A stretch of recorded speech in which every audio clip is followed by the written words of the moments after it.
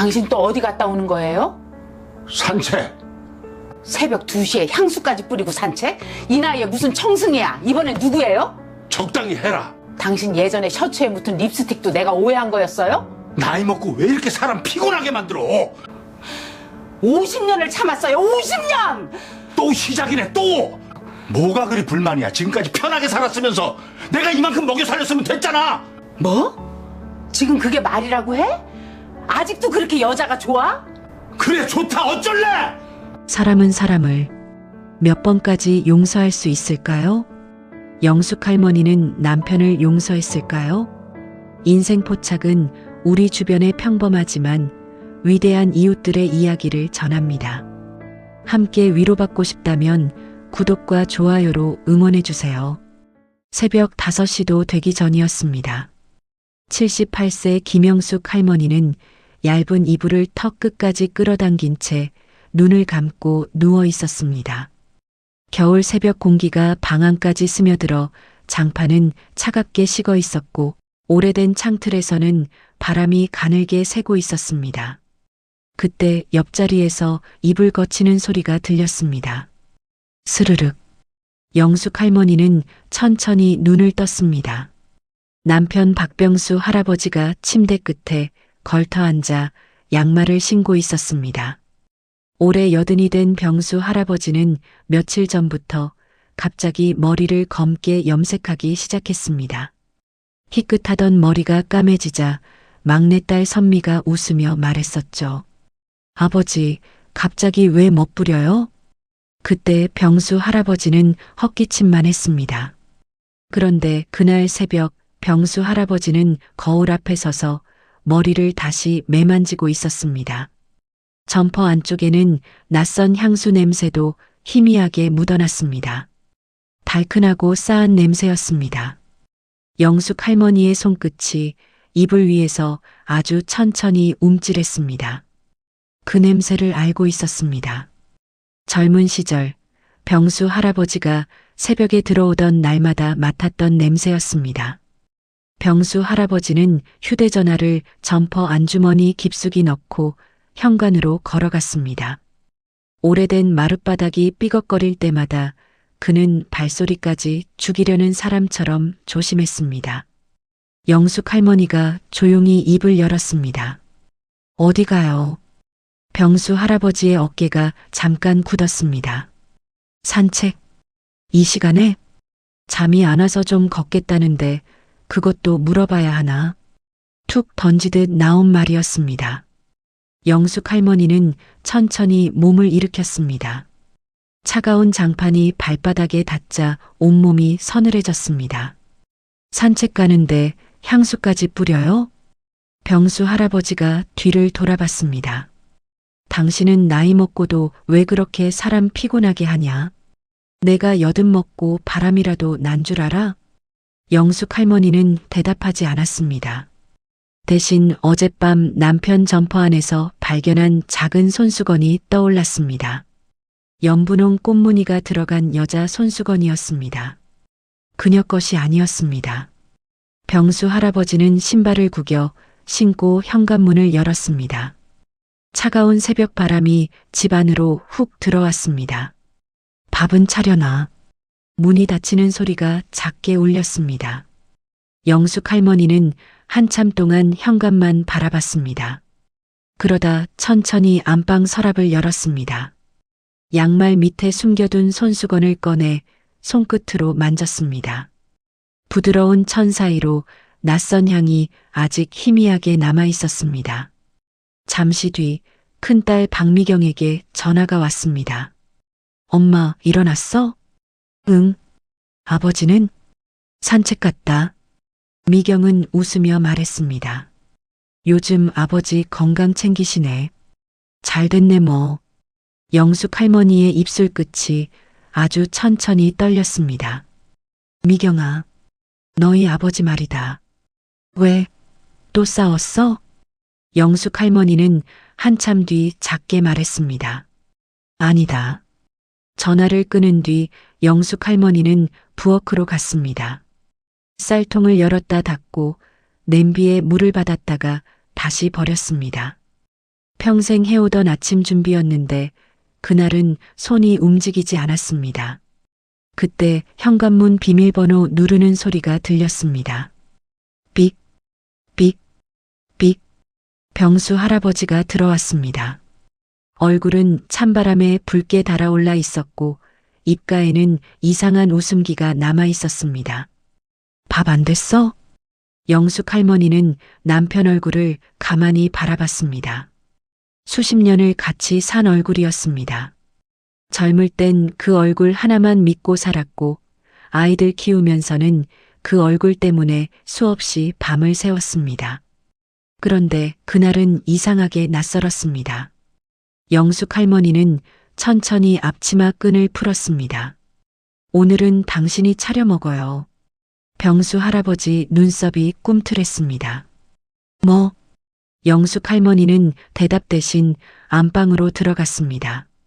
서랍 깊숙한 곳에서 낡은 공책 한 권을 꺼냈습니다. 누렇게 바른 표지에는 오래된 손때가 묻어 있었습니다.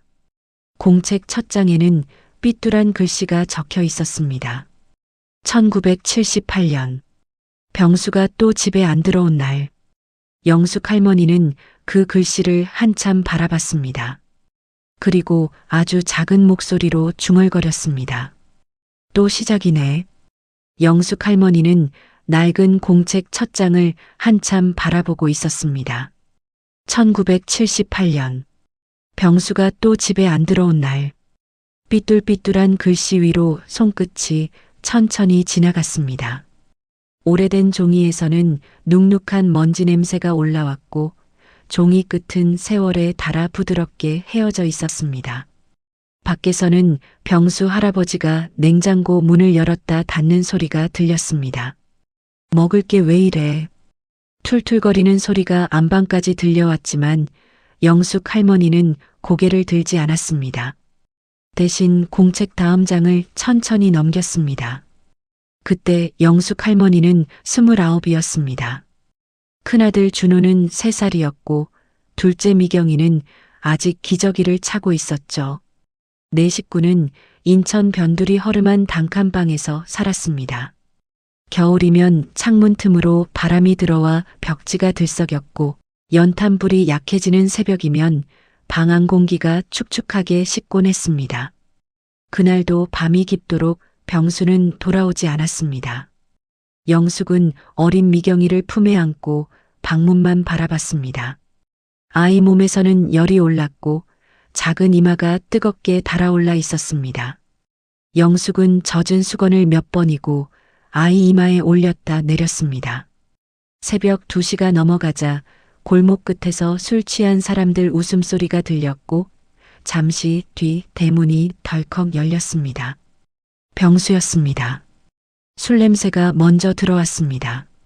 그런데 그 뒤에 희미한 분 냄새가 섞여 있었습니다. 달큰한 화장품 냄새였습니다. 영숙은 아이를 안은 채 가만히 남편을 바라봤습니다.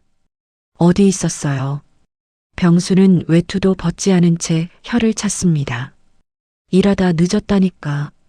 그 순간 영숙 눈에 셔츠 깃이 들어왔습니다. 붉은 립스틱 자국이 희미하게 번져 있었습니다.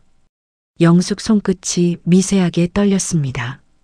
하지만 바로 따지지 못했습니다. 품 안에서 미경이가 칭얼거리며 엄마 옷깃을 붙잡고 있었기 때문입니다. 병수는 피곤하다는 듯 이불 속으로 들어갔습니다. 애 앞에서 사람 피곤하게 하지 마. 낯선 향수 냄새가 좁은 방 안에 퍼졌습니다. 영숙은 한참 동안 앉아 있었습니다. 꺼져가는 연탄불이 붉게 흔들렸고 벽시계 초침 소리만 조용히 들렸습니다. 그러다 새벽녘이 되어서야 병수 셔츠를 들고 밖으로 나갔습니다. 겨울 새벽물은 손이 얼어붙을 만큼 차가웠습니다. 영숙은 빨래 비누를 여러 번 문질렀습니다. 립스틱 자국은 쉽게 지워지지 않았습니다. 손등은 금세 빨갛게 텄고 손톱 밑으로 비누 거품이 하얗게 끼었습니다. 그때 어린 준호가 잠에서 깼습니다. 엄마. 영숙은 얼른 고개를 돌렸습니다. 눈가가 뜨겁게 달아올라 있었지만 손등으로 물기를 훔치며 웃는 척했습니다. 왜 일어났어? 추운데 들어가 있어. 준호는 졸린 눈으로 물었습니다. 아빠 또 늦게 왔어? 영숙은 잠깐 말이 막혔습니다. 그러고는 젖은 셔츠를 뒤로 감추며 작게 말했습니다. 응이라느라 늦었어. 공책에는 그 뒤로도 비슷한 날들이 이어져 있었습니다. 병수는 월급날이면 돈봉투를 식탁에 툭 던져 놓았습니다. 생활비다. 그 돈으로 아이들 학원비도 내고 쌀도 사고 연탄도 드렸습니다. 그래서 영숙은 쉽게 떠날 수 없었습니다. 하지만 어떤 달에는 돈봉투가 눈에 띄게 얇았습니다. 이번 달은 왜 이렇게 적어요? 영숙이 조심스럽게 묻자 병수 표정이 바로 굳었습니다. 내가 밖에서 어떻게 돈 버는지 알기나 해? 애들 학원비가 모자라서 그래요. 병수는 숟가락을 탁 내려놨습니다. 돈 벌어오는 사람 숨 막히게 좀 하지 마. 그날 밤 영숙은 아이들 잠든 얼굴을 한참 바라봤습니다. 작은 방 안에는 삶은 감자 냄새가 희미하게 남아 있었고 아이들 숨소리는 고르게 이어졌습니다. 도망가고 싶다는 생각을 안 한 건 아니었습니다. 하지만 갈 곳이 없었습니다. 친정은 더 가난했고 어린아이 둘을 데리고 받아줄 형편도 아니었습니다. 결국 영숙은 다음 날 새벽 다시 일어나 밥을 지었습니다. 병수 도시락을 싸고 아이들 옷을 입히고 시장 반찬 가게로 일을 나갔습니다. 공책 마지막 줄에는 짧게 적혀 있었습니다. 오늘도 참았습니다. 애들만 아니었으면 정말 못 살았을 겁니다. 영숙 할머니는 그 문장을 오래 바라봤습니다. 마치 50해 넘게 가슴 안에 눌러둔 공기가 조금 새어나오는 사람처럼 말이었습니다. 영숙 할머니는 천천히 공책을 덮었습니다. 얇은 종이 사이에 끼어있던 세월 냄새가 희미하게 올라왔습니다. 손바닥으로 표지를 가만히 누르고 있던 영숙 할머니는 한동안 움직이지 않았습니다. 밖에서는 TV 소리가 시끄럽게 흘러나오고 있었습니다. 뉴스 진행자의 빠른 목소리, 광고, 음악, 병수 할아버지가 과자를 씹는 소리까지 좁은 집안에 뒤섞여 퍼졌습니다. 그런데 이상하게도 영숙 할머니 귀에는 아무것도 또렷하게 들리지 않았습니다. 한참 뒤 영숙 할머니는 공책을 다시 서랍 안 깊숙이 넣었습니다. 그러고는 부엌으로 걸어갔습니다. 싱크대에는 병수 할아버지가 먹고 남긴 그릇이 그대로 놓여 있었습니다. 국물은 반쯤 식어 있었고 밥풀 몇 개가 식탁 위에 말라붙어 있었습니다. 예전 같았으면 말없이 치웠을 겁니다. 하지만 영숙 할머니는 그릇 앞에 한참 서 있기만 했습니다. 그때 병수 할아버지가 소파에 기대앉은 채 말했습니다. 커피 하나 타줘. 영숙 할머니는 등을 돌린 채 가만히 서 있었습니다. 들었어? 병수 할아버지 목소리가 조금 커졌습니다. 영숙 할머니는 천천히 고개를 돌렸습니다. 손 있잖아요. 병수 할아버지 얼굴이 순간 굳었습니다. 리모컨을 쥔 손이 허벅지 위에서 멈췄습니다. 결혼하고 50해가 넘도록 영숙이 저런 말투로 대답한 적은 거의 없었습니다. 뭐, 커피 마시고 싶으면 타 드세요. 짧은 말이었는데 방 안 공기가 묘하게 무거워졌습니다. 병수 할아버지는 헛웃음을 쳤습니다. 아침부터 왜 이래? 영숙 할머니는 더 대답하지 않았습니다. 대신 싱크대에 물을 틀었습니다. 차가운 물줄기가 스테인리스 그릇에 부딪히며 날카로운 소리를 냈습니다. 그날 오후 막내딸 선미가 집에 들렀습니다. 48세 박선미는 마트 계산원 일을 마치고 바로 온 듯했습니다. 검은 패딩 소매 끝에는 먼지가 묻어 있었고 운동화 바닥은 축축하게 젖어 있었습니다. 엄마 나왔어. 선미는 들어오자마자 양손에 들고 온 반찬통부터 냉장고에 넣었습니다. 마트에서 고등어 싸게 나왔길래 좀 사왔어. 영숙 할머니는 억지로 웃으며 고개를 끄덕였습니다. 병수 할아버지는 TV에서 눈도 떼지 않은 채 말했습니다. 선미야, 네 엄마 요즘 이상하다. 왜 또? 사람 밥도 안 차려주고 말도 퉁명스럽고. 선미는 대수롭지 않다는 듯 웃었습니다. 엄마도 힘들겠지 뭐. 나이 들면 다 예민해져. 그 말을 들은 영숙 할머니 손끝이 잠깐 멈췄습니다. 막 식탁 위에 수저를 놓으려던 순간이었습니다. 병수 할아버지는 기다렸다는 듯 혀를 찼습니다. 그러니까 내가 뭘 그렇게 잘못했다고. 영숙 할머니는 천천히 고개를 들었습니다.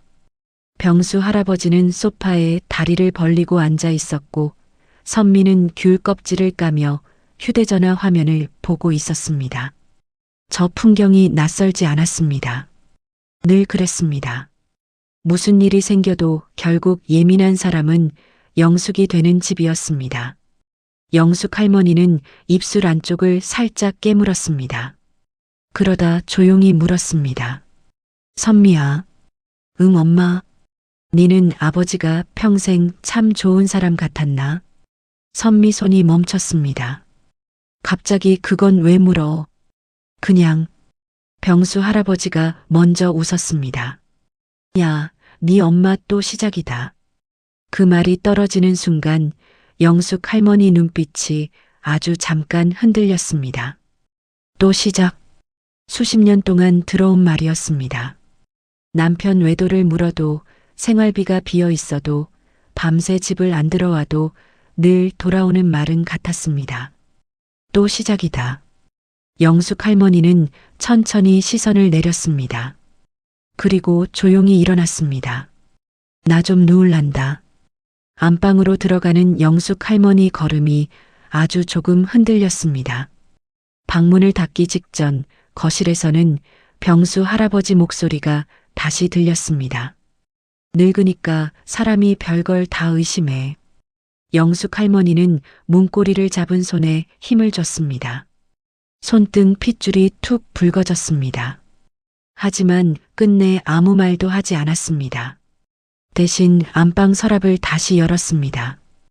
그리고 맨 아래 눌러두었던 낡은 공책을 천천히 꺼냈습니다. 영숙 할머니는 맨 아래 눌러두었던 낡은 공책을 천천히 꺼냈습니다. 그 순간 방문이 조용히 열렸습니다. 엄마, 나 물 좀. 막내딸 선미였습니다. 영숙 할머니 손이 순간 멈췄습니다. 급하게 공책 위에 손바닥을 덮었지만 이미 늦었습니다. 선미 눈에 누렇게 바랜 공책 모서리가 들어왔습니다. 그게 뭐야? 아무것도 아니다. 영숙 할머니는 얼른 서랍을 닫았습니다. 하지만 선미는 이상하다는 듯 안방 안으로 더 들어왔습니다. 어릴 때부터 그랬습니다. 막내는 눈치가 빨랐습니다. 엄마 요즘 왜 그래? 영숙 할머니는 대답 대신 이불끝만 만졌습니다. 손끝이 천 사이를 천천히 문질렀습니다. 아버지랑 또 싸웠어? 아니다. 근데 왜 자꾸 울적해 보여? 영숙 할머니 입술 끝이 아주 잠깐 떨렸습니다. 하지만 곧 고개를 숙였습니다. 늙으면 다 그렇지 뭐. 선미는 한참 엄마 얼굴을 바라보다가 냉장고에서 물병만 꺼내 거실로 나갔습니다. 방문이 닫히고 나서야 영숙 할머니는 다시 숨을 내쉬었습니다. 가슴 안쪽이 답답하게 막힌 사람처럼 숨이 길게 새어나왔습니다. 그날 밤이었습니다. 병수 할아버지는 또 늦게 들어왔습니다. 시계를 보니 밤 11시가 넘은 시간이었습니다. 현관문 열리는 소리와 함께 술 냄새가 집 안으로 밀려 들어왔습니다. 병수 할아버지는 신발도 제대로 벗지 못하고 벽을 짚었습니다. 아유 춥네. 영숙 할머니는 거실 불도 켜지 않은 채 소파 끝에 앉아 있었습니다. 어둠 속에서 TV 전원 불빛만 빨갛게 깜빡이고 있었습니다. 병수 할아버지가 그제야 영숙을 발견했습니다. 안 자고 뭐해? 영숙 할머니는 말없이 남편 얼굴을 바라봤습니다. 와이셔츠 목단추 하나가 풀어져 있었고 목덜미에는 희미하게 붉은 자국 같은 것이 남아 있었습니다. 영숙 할머니 시선이 거기에 멈췄습니다. 병수 할아버지가 얼른 손으로 목을 쓸었습니다. 왜 사람 얼굴을 그렇게 봐? 영숙 할머니는 아주 천천히 물었습니다. 오늘은 누구였어요? 병수 할아버지 표정이 딱 굳었습니다. 뭐? 오늘 만난 여자. 잠깐 정적이 흘렀습니다. 멀리서 엘리베이터 올라가는 소리만 웅웅 울렸습니다. 병수 할아버지는 헛웃음을 쳤습니다. 늙으니까 진짜 별소리를 다 하네. 나이 먹어도 안 변하는 사람은 안 변하네요. 그 말에 병수 할아버지 얼굴이 확 굳었습니다. 김영숙, 적당히 해라. 낮게 깔린 목소리였습니다. 영숙 할머니는 웃지도 않았습니다. 화를 내지도 않았습니다. 그냥 남편 얼굴만 가만히 바라봤습니다. 그 눈빛이 이상하게 병수 할아버지를 더 불편하게 만들었습니다. 내가 평생 너 먹여 살렸으면 됐지. 그 말이 떨어지는 순간 영숙 할머니 눈꺼풀이 천천히 감겼다 떠졌습니다. 평생 수도 없이 들었던 말이었습니다. 먹여 살렸으니 참으라는 말. 아이들 키웠으니 됐다는 말. 그 말 안에 묻혀 영숙 할머니 삶은 늘 뒤로 밀려났습니다. 병수 할아버지는 짜증 섞인 한숨을 쉬며 안방으로 들어갔습니다. 잠시 뒤 코 고는 소리가 들려왔습니다. 그때 작은 방문 소리가 들렸습니다. 끽. 막내딸 선미였습니다. 물을 마시러 나온 듯 했지만 선미는 거실에 앉은 엄마를 보고 걸음을 멈췄습니다. 엄마. 영숙 할머니는 얼른 고개를 돌렸습니다. 안 자고 왜 나왔어? 선미는 대답 대신 엄마 옆으로 천천히 다가왔습니다. 그리고 탁자 위에 놓인 작은 꽃무늬 손수건을 발견했습니다. 이거 뭐야? 영숙 할머니 손이 재빨리 손수건 위를 덮었습니다. 아무것도 아니다. 엄마. 선미 목소리가 낮아졌습니다. 설마. 영숙 할머니는 한참 말이 없었습니다. 그러다 아주 작게 중얼거렸습니다. 50해가 넘었는데도 사람은 안 변하네. 선미 얼굴에서 웃음기가 천천히 사라졌습니다. 안방에서는 병수 할아버지 코 고는 소리가 둔하게 울렸고 창밖 눈은 계속 떨어지고 있었습니다. 선미는 엄마 얼굴을 가만히 바라봤습니다. 거실 불은 꺼져 있었고 TV 전원 불빛만 희미하게 깜빡이고 있었습니다. 안방에서는 병수 할아버지 코 고는 소리가 둔하게 새어나왔습니다. 마치 아무 일도 없다는 사람처럼 깊게 잠든 소리였습니다. 선미는 천천히 엄마 옆에 앉았습니다. 엄마 진짜야? 영숙 할머니는 손수건을 꼭 쥔 채 고개를 숙이고 있었습니다. 손등 위 핏줄이 툭 붉어져 있었습니다. 별거 아니다. 그게 어떻게 별거 아니야? 선미 목소리가 조금 떨렸습니다. 영숙 할머니는 대답 대신 창밖만 바라봤습니다. 눈발이 가로등 아래에서 천천히 흔들리고 있었습니다. 그러다 아주 작은 목소리로 말했습니다. 처음도 아닌데 뭘? 선미 얼굴이 굳었습니다. 처음이 아니라고? 영숙 할머니 입술 끝이 아주 천천히 움직였습니다. 50해를 살았다. 짧은 말이었는데 그 안에 오래 눌린 숨 같은 것이 묻어 있었습니다. 선미는 한동안 아무 말도 못했습니다. 어릴 적 기억들이 조금씩 떠오르기 시작했기 때문이었습니다. 아버지가 며칠씩 집에 안 들어오던 날들, 엄마가 새벽까지 거실 불을 켜놓고 앉아있던 모습, 전화벨만 울려도 놀라던 얼굴까지요. 그런데도 선미는 한 번도 크게 생각해 본 적이 없었습니다. 그 시대 아버지들은 원래 그런 줄 알았습니다. 다음 날 아침이었습니다. 영숙 할머니는 평소처럼 새벽에 일어나 미역국을 끓이고 있었습니다. 냄비 안에서 국이 천천히 끓으며 김이 올라왔습니다. 마늘 냄새와 참기름 냄새가 좁은 부엌 안에 퍼졌습니다. 그때 선미가 조용히 부엌으로 들어왔습니다. 밤새 잠을 제대로 못 잔 얼굴이었습니다. 엄마. 영숙 할머니는 뒤돌아보지 않은 채 국만 저었습니다. 왜? 그 손수건 아버지 거 맞지? 국자 움직이던 손이 잠깐 멈췄습니다. 하지만 영숙 할머니는 끝내 아니라고도 맞다고도 하지 않았습니다. 선미는 천천히 식탁 의자에 앉았습니다. 엄마 혹시 예전에도 영숙 할머니는 한참 뒤 조용히 냄비불을 줄였습니다. 그리고 아주 담담하게 말했습니다. 너희 어릴 때도 있었고 중학생 때도 있었고 군대 갔을 때도 있었지. 선미 숨이 턱 막힌 듯 멈췄습니다. 그걸 지금까지 참았다고? 영숙 할머니는 피식 웃었습니다. 그런데 그 웃음은 기쁜 웃음이 아니었습니다. 너무 오래 참아서 이제는 놀랄 힘조차 남지 않은 사람 같은 웃음이었습니다. 니들 어릴 때 내가 어딜 가겠노? 그 말에 선미 눈빛이 흔들렸습니다. 그 순간 현관문 열리는 소리가 들렸습니다. 큰아들 준호였습니다. 52세 박준호는 출근 전 들른 듯 정장 코트 차림이었습니다. 손에는 과일 상자가 들려 있었습니다. 엄마, 아버지 혈압약 샀어? 준호는 아무것도 모른 채 평소처럼 웃으며 들어왔습니다. 그런데 식탁 앞 분위기가 이상하다는 걸 금방 눈치챘습니다. 왜 그래? 선미가 바로 입을 열었습니다. 오빠 아버지 또 여자 생긴 것 같아. 준호 얼굴이 순간 굳었습니다. 하지만 곧 헛웃음을 쳤습니다. 무슨 소리야? 엄마가 직접 봤대.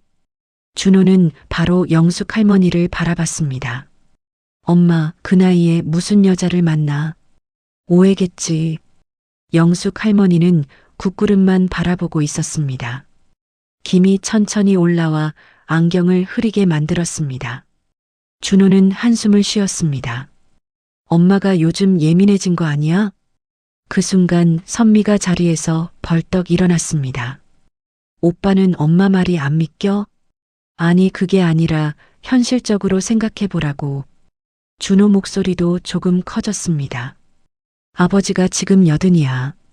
그 말을 듣고 있던 영숙 할머니 손끝이 아주 천천히 떨렸습니다.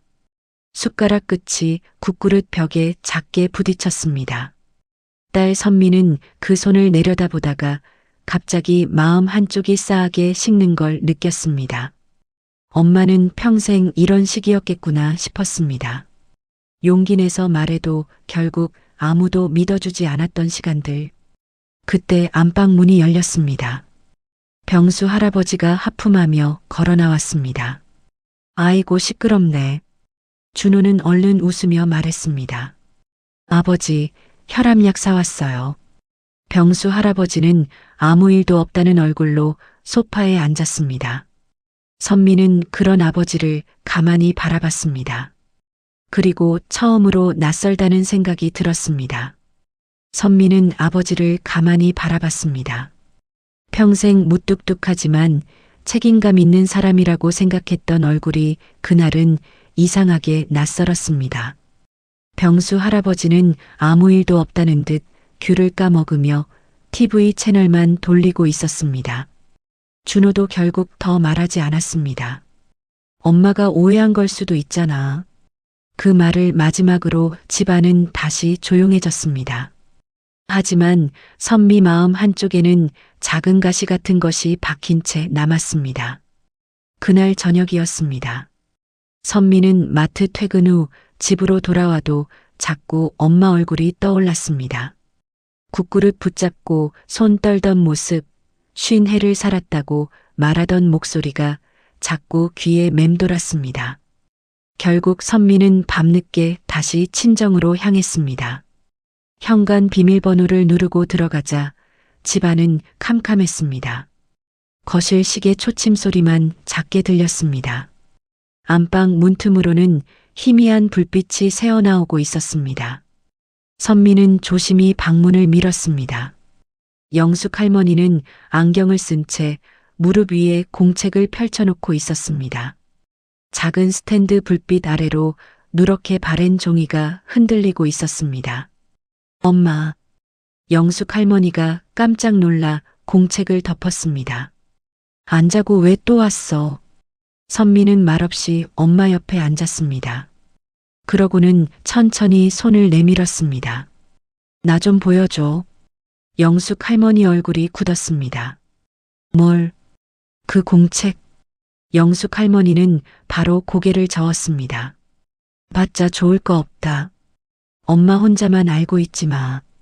선미 목소리가 조금 떨렸습니다. 나 이제 알고 싶어. 방 안이 한동안 조용했습니다. 멀리서 지나가는 차 소리가 창문을 스치고 지나갔습니다. 영숙 할머니는 공책 위에 올려둔 손을 천천히 쓰다듬었습니다. 마치 오래 묻어둔 상처를 만지는 사람 같았습니다. 그러다 아주 천천히 공책을 선미 쪽으로 밀었습니다. 선미는 숨을 작게 삼키며 첫 장을 펼쳤습니다. 종이에는 오래된 볼펜 글씨가 빼곡했습니다. 1994년 5월 18일 준호 중학교 수학여행 날이었습니다. 선미 눈동자가 천천히 움직였습니다. 병수는 또 집에 들어오지 않았습니다. 수학여행비가 부족해 몰래 반찬가게 일을 더 나갔는데 그날 시장에서 병수가 여자와 팔짱 끼고 있는 걸 봤습니다. 선미 손끝이 멈췄습니다. 다음 줄을 읽는 순간 입술이 천천히 굳었습니다. 그 여자 손목에는 준호 등록금 못 내서 못 사줬던 금팔찌가 있었습니다. 선미는 숨을 들이마셨다가 멈췄습니다. 영숙 할머니는 고개를 숙인 채 말했습니다. 그때 네 오빠 학원 끊길 뻔했었다. 선미는 아무 말도 못했습니다. 공책을 넘기는 손끝이 조금씩 떨리기 시작했습니다. 다른 페이지에는 이런 글도 적혀 있었습니다. 미경이 열나서 응급실 갔던 날에도 병수는 전화 안 받았습니다. 선미 신발 바닥 다 달았는데도 말 못했습니다. 애들 앞에서는 아빠 욕 안 하려고 또 참았습니다. 선미 눈가가 천천히 붉어졌습니다. 기억이 하나씩 떠오르기 시작했습니다. 초등학교 운동회 날 엄마가 혼자 김밥 싸오던 모습, 비 오는 날 엄마가 시장 봉투 들고 젖은 슬리퍼 끌며 집에 들어오던 뒷모습, 아버지는 늘 밖에서 바빴고 엄마는 늘 부엌에 있었습니다. 그게 당연한 줄 알았습니다. 선미는 결국 공책을 덮었습니다. 그리고 두 손으로 얼굴을 감쌌습니다. 뜨거운 숨이 손바닥 사이로 새어나왔습니다. 엄마 왜 한 번도 말 안 했어? 영숙 할머니는 힘없이 웃었습니다. 니들 아빠였으니까. 그 말이 떨어지는 순간 선미 눈가가 뜨겁게 달아올랐습니다. 그때 안방 밖에서 갑자기 휴대전화 진동 소리가 울렸습니다. 부르르르. 거실 소파에서 자던 병수 할아버지 휴대전화였습니다. 선미와 영숙 할머니 시선이 동시에 밖으로 향했습니다. 진동은 몇 번 더 이어졌습니다. 선미는 천천히 자리에서 일어났습니다. 그리고 처음으로 아버지 전화기를 향해 걸어가기 시작했습니다. 선미는 처음으로 아버지 전화기를 향해 걸어가기 시작했습니다. 거실 소파 위에 놓인 휴대전화는 계속 짧게 떨리고 있었습니다. 부르르르, 부르르르. 병수 할아버지는 술에 취해 깊게 잠들어 있었습니다. 입에서는 거친 숨소리가 새어나왔고 소파 아래에는 벗겨진 양말 한 짝이 아무렇게나 떨어져 있었습니다. 선미는 휴대전화를 집어들었습니다. 액정에는 낯선 이름이 떠 있었습니다. 김여사. 선미 눈썹이 천천히 굳었습니다. 뒤따라 나온 영숙 할머니는 그 화면을 보자 걸음을 멈췄습니다. 손끝이 아주 미세하게 떨렸지만 끝내 전화기를 뺏지는 않았습니다. 진동은 끊겼다가 다시 울렸습니다. 이번에는 문자였습니다. 오늘은 안 오세요? 짧은 문장이었는데 선미 얼굴이 순식간에 굳었습니다. 손끝에 힘이 들어가며 휴대전화 모서리가 손바닥에 깊게 눌렸습니다. 그 순간 소파 위 병수 할아버지가 뒤척였습니다. 선미는 재빨리 휴대전화를 내려놓았습니다. 다음 날 아침이었습니다. 병수 할아버지는 아무 일도 없었다는 듯 식탁 앞에 앉아 김치를 집어먹고 있었습니다. TV에서는 아침 뉴스가 흘러나왔고 영숙 할머니는 조용히 된장국을 데우고 있었습니다. 하지만 선미 눈에는 전부 달라 보였습니다. 아버지 젓가락질 하나, 헛기침 소리 하나까지 낯설었습니다. 그때 병수 할아버지 휴대전화가 또 울렸습니다. 병수는 화면을 확인하자마자 벌떡 일어나 베란다로 나갔습니다. 그리고 문까지 닫았습니다. 선미 시선이 천천히 그쪽으로 향했습니다. 희미하게 웃는 목소리가 들렸습니다. 금방 가지. 순간 선미 얼굴이 싸하게 식었습니다. 그날 오후였습니다. 병수 할아버지는 외출한다고 양복까지 꺼내 입었습니다. 회색 코트에 검은 목도리, 그리고 며칠 전부터 뿌리기 시작한 향수 냄새까지 집안에 퍼졌습니다. 선미는 현관 앞에서 아버지를 막아섰습니다. 어디가? 병수 할아버지가 인상을 찌푸렸습니다. 네가 그걸 왜 물어? 김 여사 만나러 가? 공기가 순간 딱 굳었습니다. 병수 할아버지 눈빛이 흔들렸습니다. 하지만 곧 얼굴을 굳히며 코웃음을 쳤습니다. 너도 네 엄마 말만 듣고 사람 잡네. 사람을 누가 잡았는데? 선미 목소리가 떨렸습니다. 엄마가 평생 어떻게 살았는지 알아? 병수 할아버지는 짜증 섞인 한숨을 내쉬었습니다. 다 늙어서 무슨 청승들이야. 그러고는 선미 어깨를 툭 밀치고 현관문을 열었습니다. 문이 닫히는 소리가 유난히 크게 울렸습니다. 그날 밤이었습니다. 병수 할아버지는 새벽이 다 되어서야 돌아왔습니다. 그런데 얼굴이 이상했습니다. 술 냄새도 덜했고 어깨는 축 처져 있었습니다. 신발을 벗는 손도 어딘가 허둥거렸습니다. 영숙 할머니가 조용히 물었습니다. 왜 일찍 왔어요? 병수 할아버지는 대답하지 않았습니다. 냉장고 문만 열었다 닫다가 결국 물 한 컵만 마셨습니다. 그 모습을 지켜보던 선미가 낮게 말했습니다. 오늘은 안 만나고 왔네요. 병수 할아버지 손이 순간 멈췄습니다. 컵 앞물이 아주 조금 흔들렸습니다. 한참 뒤 병수 할아버지가 퉁명스럽게 말했습니다. 별 미친 소리를 다 한다. 하지만 목소리에 힘이 없었습니다. 선미는 그 얼굴을 보고 바로 알았습니다. 끝난 거였습니다. 아버지가 찾아다니던 그 여자도 결국 늙은 남자를 끝까지 책임질 생각은 없었던 겁니다. 거실에는 이상한 정적이 남았습니다. 영숙 할머니는 소파 끝에 앉은 채 두 손을 무릎 위에 올리고 있었습니다. 선미는 그런 엄마 손을 천천히 잡았습니다. 차갑고 마른 손이었습니다. 엄마. 영숙 할머니가 고개를 들었습니다. 선미 눈가가 뜨겁게 달아올라 있었습니다. 이제 그만 살아. 짧은 말이었는데 영숙 할머니 어깨가 아주 작게 떨렸습니다. 선미는 엄마 손을 더 꼭 잡았습니다. 엄마 인생 좀 살아. 선미 손을 붙잡고 있던 영숙 할머니 손끝이 아주 작게 떨렸습니다. 거실은 조용했습니다. 안방에서는 병수 할아버지가 뒤척이는 소리가 희미하게 들렸고 벽식의 초침만 느리게 움직이고 있었습니다. 영숙 할머니는 한참 동안 아무 말도 하지 못했습니다. 평생 누군가에게 당신도 좀 살아라라는 말을 들어본 적이 없었기 때문이었습니다. 다음 날 아침이었습니다. 영숙 할머니는 평소처럼 새벽에 일어나지 않았습니다. 부엌불도 켜지지 않았고 밥솥에서는 익숙한 밥 냄새도 올라오지 않았습니다. 겨울 아침 특유의 싸늘한 공기만 집안에 가만히 내려앉아 있었습니다. 병수 할아버지는 한참 뒤 잠에서 깼습니다. 영수가 대답이 없었습니다. 병수 할아버지는 인상을 찌푸린 채 거실로 나왔습니다. 식탁 위는 비어 있었고 싱크대에도 반찬이 꺼내져 있지 않았습니다.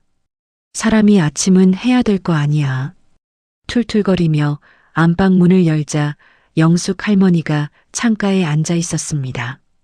작은 담요를 무릎 위에 덮은 채 멍하니 창밖만 바라보고 있었습니다. 병수 할아버지는 못마땅한 얼굴로 말했습니다. 안 들려? 영숙 할머니는 천천히 고개를 돌렸습니다. 밥솥에 햇반 있어요. 뭐? 전자레인지 돌려 드세요. 병수 할아버지 얼굴이 딱 굳었습니다. 50해 넘게 살면서 영숙이 저런 말을 하는 걸 거의 본 적이 없었습니다. 지금 장난해?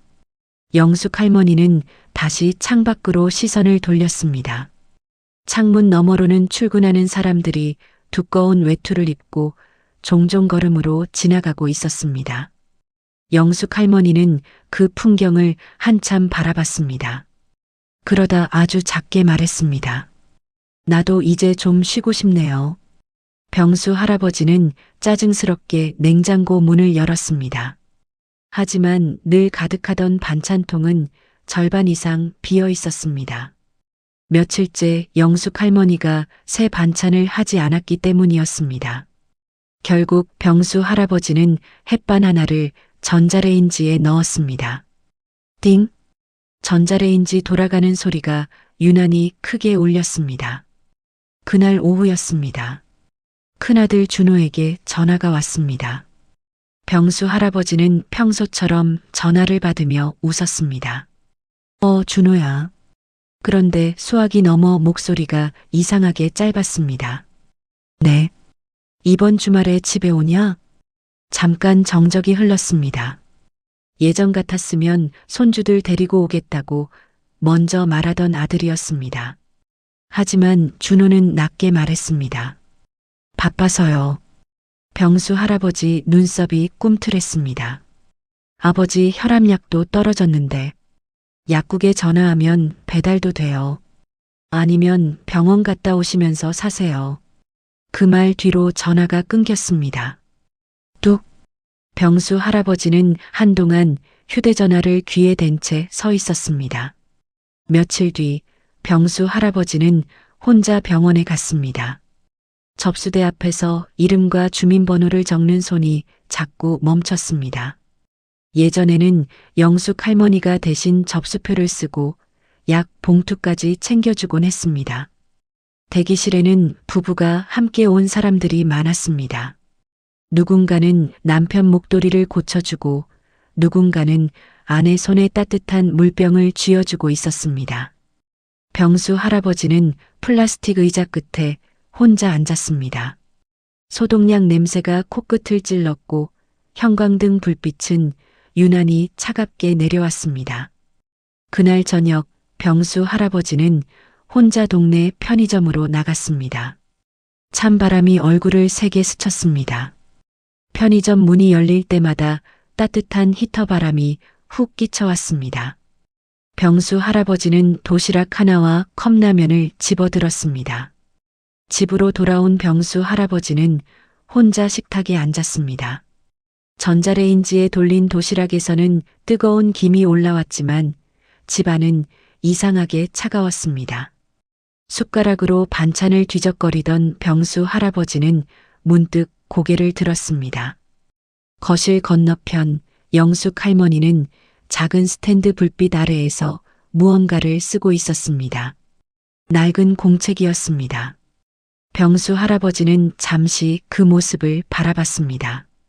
그러다 괜히 신경질적으로 말했습니다. 뭘 그렇게 맨날 적어. 영숙 할머니는 고개도 들지 않았습니다. 사각, 사각. 볼펜 지나가는 소리만 조용히 들렸습니다. 병수 할아버지는 숟가락을 내려놓았습니다. 그 순간 처음으로 이상한 기분이 스쳐 지나갔습니다. 집안에 분명 둘이 있는데 혼자 밥 먹는 것 같은 기분이었습니다. 병수 할아버지는 괜히 입맛이 떨어진 사람처럼 숟가락을 내려놓았습니다. 집안에 분명 둘이 있는데 혼자 밥 먹는 기분이었습니다. 전자레인지 도시락은 금방 식어갔습니다. 반찬은 작고 밥은 퍽퍽했습니다. 그런데 이상하게도 병수 할아버지는 몇 숟갈 먹지도 못한 채 물만 들이켰습니다. 맞은편에서는 영숙 할머니가 여전히 공책 위에 무언가를 적고 있었습니다. 사각, 사각. 볼펜 지나가는 소리만 조용히 들렸습니다. 병수 할아버지는 괜히 신경질적으로 리모컨을 집어 TV 소리를 키웠습니다. 뉴스 소리가 집안을 울렸지만 영숙 할머니는 고개조차 들지 않았습니다. 그날 밤이었습니다. 병수 할아버지는 잠이 오지 않았습니다. 옆자리에서 영숙 할머니 숨소리는 조용했고 창밖에서는 겨울 바람이 창틀을 가볍게 흔들고 있었습니다. 병수 할아버지는 몇 번이나 뒤척이다가 결국 자리에서 일어났습니다. 거실로 나온 병수 할아버지는 냉장고 문을 열었습니다. 불빛이 어두운 얼굴 위로 번졌습니다. 반찬통 몇 개가 비어 있었습니다. 김치도 바닥이 보였고 늘 채워져 있던 멸치볶음통도 텅 비어 있었습니다. 병수 할아버지는 한참 냉장고 앞만 들여다봤습니다. 예전에는 영숙이 말 안 해도 다 채워놨습니다. 반찬 떨어질까봐 시장 다녀오고 새벽에 멸치 볶고 무생채 무치고 그게 늘 당연했습니다. 그런데 어느 순간부터 집안이 조금씩 비어가기 시작했습니다. 반찬도, 대화도, 사람 마음도. 며칠 뒤였습니다. 막내딸 선미가 낮에 조용히 집에 들렀습니다. 병수 할아버지가 병원에 간 사이였습니다.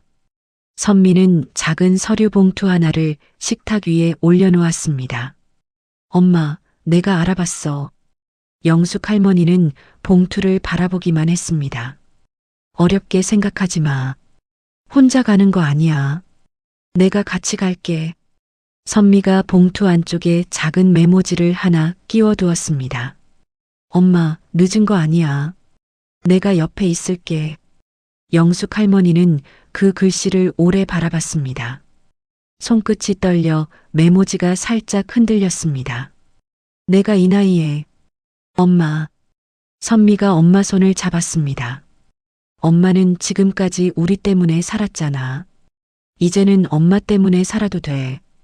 그 말에 영숙 할머니는 고개를 숙였습니다. 눈가가 뜨겁게 달아올랐지만 울음소리는 나오지 않았습니다. 대신 마른 손등 위로 물기 하나가 조용히 떨어졌습니다. 저녁 무렵 병수 할아버지가 집에 돌아왔습니다. 병원 봉투를 든 손은 차갑게 굳어 있었습니다. 그는 거실 탁자 위에 놓인 낯선 봉투를 발견했습니다. 천천히 봉투를 집어들었습니다. 안에는 서류 몇 장이 들어 있었습니다. 이혼 조정 신청서. 순간 병수 할아버지 손끝이 굳었습니다. 종이가 바스락 소리를 냈습니다. 그때 안방 문이 열렸습니다. 영숙 할머니였습니다. 영숙 할머니는 아주 담담한 얼굴로 병수 할아버지를 바라봤습니다. 놀란 기색도 화난 얼굴도 아니었습니다. 너무 오래 기다린 사람처럼 조용했습니다. 병수 할아버지는 떨리는 목소리로 말했습니다. 지금 장난하냐? 영숙 할머니는 천천히 고개를 저었습니다. 나도 이제 내 이름으로 좀 살아보려고요. 병수 할아버지는 헛웃음을 쳤습니다. 이 나이에 어딜 가? 그 말에 영숙 할머니 입술 끝이 아주 천천히 움직였습니다. 그러게요. 잠깐 정적이 흘렀습니다. 그리고 영숙 할머니는 아주 조용히 말을 이었습니다. 나도 평생 그 생각하면서 살았어요. 병수 할아버지는 아무 말도 하지 못했습니다. 손에 쥔 서류끈만 구겨졌습니다. 거실 창문 밖으로는 겨울 해가 천천히 지고 있었습니다. 붉은 노을빛이 두 사람 얼굴 위로 길게 번졌지만 그 집 안에는 더 이상 예전 같은 온기가 남아있지 않았습니다. 거실 창문 밖으로는 겨울 해가 천천히 지고 있었습니다. 붉은 노을빛이 두 사람 얼굴 위로 길게 번졌지만 집 안에는 더 이상 예전 같은 온기가 남아있지 않았습니다. 병수 할아버지는 한동안 이혼 서류만 내려다봤습니다. 손끝에 힘이 들어가 종이 끝이 구겨졌습니다. 하지만 끝내 찢지는 못했습니다. 눈앞에 서 있는 영숙 할머니 얼굴이 너무 낯설었기 때문이었습니다. 평생 울고 참고 기다리기만 하던 사람이 아니었습니다. 영숙 할머니는 조용히 안방으로 들어갔습니다. 그리고 작은 여행 가방 하나를 꺼냈습니다. 병수 할아버지가 그 모습을 보자 자리에서 벌떡 일어났습니다. 지금 나가겠다는 거야? 영숙 할머니는 대답 없이 옷장을 열었습니다. 오래 입은 스웨터 몇 벌, 내복, 약봉지, 낡은 가족사진 한 장을 천천히 가방에 넣었습니다. 병수 할아버지는 답답한 듯 목소리를 높였습니다. 김영숙. 그 순간 영숙 할머니 손이 잠깐 멈췄습니다. 결혼하고 50해가 넘도록 병수는 대부분 야, 당신이라고 불렀습니다. 이름을 부르는 날은 거의 없었습니다. 영숙 할머니는 천천히 뒤돌아봤습니다. 병수 할아버지 눈가에는 당황한 기색이 어설프게 걸려 있었습니다. 네가 진짜 나가면 사람들 보기 창피해서 어쩌려고 그래. 영숙 할머니 입술 끝이 아주 천천히 움직였습니다. 나는 평생 안 창피했던 적이 없었어요. 짧은 말이었는데 병수 할아버지는 더 이상 말을 잇지 못했습니다. 그날 밤 자식들이 모두 집으로 왔습니다. 큰아들 준호도 둘째 딸 미경도 막내딸 선미도 말없이 거실에 앉아 있었습니다. 집안 공기는 무겁게 가라앉아 있었고 벽시계 초침 소리만 또각또각 울렸습니다. 병수 할아버지는 자식들을 번갈아 바라봤습니다. 너희까지 왜 이러는데? 아무도 바로 대답하지 않았습니다. 한참 뒤 준호가 낮게 입을 열었습니다. 엄마 이제 좀 편하게 살게 해요. 병수 할아버지 얼굴이 굳었습니다. 너도 지금 네 엄마 편 드는 거야? 준호는 고개를 들지 못했습니다. 대신 주머니에서 접힌 종이 몇 장을 꺼냈습니다. 영숙 할머니 일기 복사본이었습니다. 준호 목을대가 천천히 움직였습니다. 아버지, 저 진짜 몰랐습니다.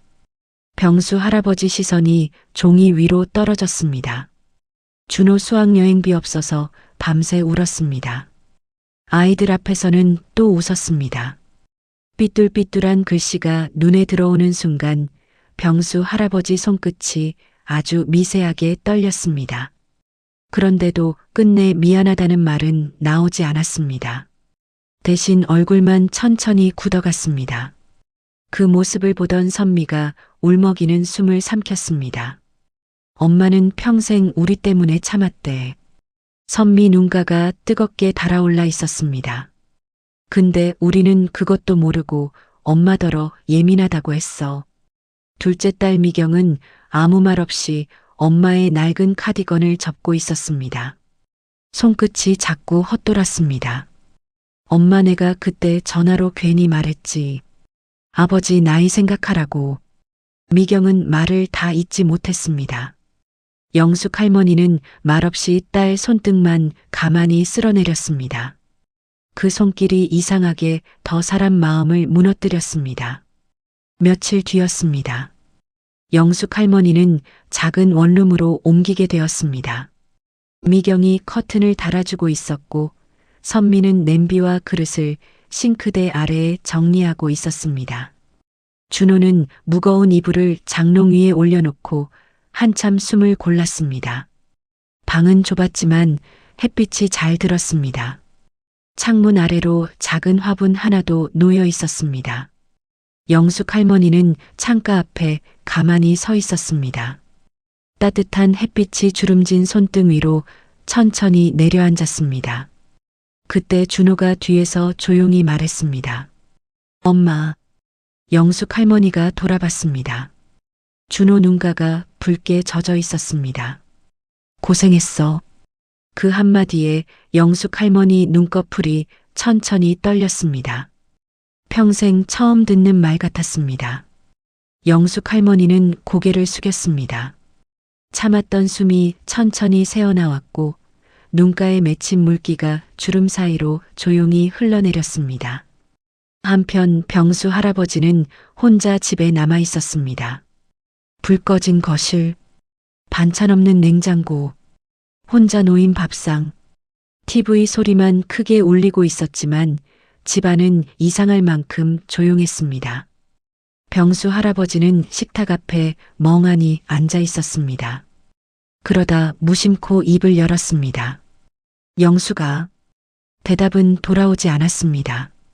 그제야 병수 할아버지는 아주 천천히 고개를 들었습니다. 창문에 비친 자기 모습이 낯설었습니다.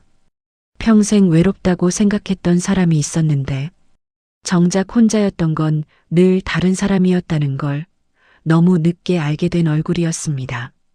인생 포착은 언제나 여러분들에게 교훈적이고 재밌는 이야기를 드리겠습니다. 사연 듣고 자신도 비슷한 경험이 있다면 댓글로 적어주세요.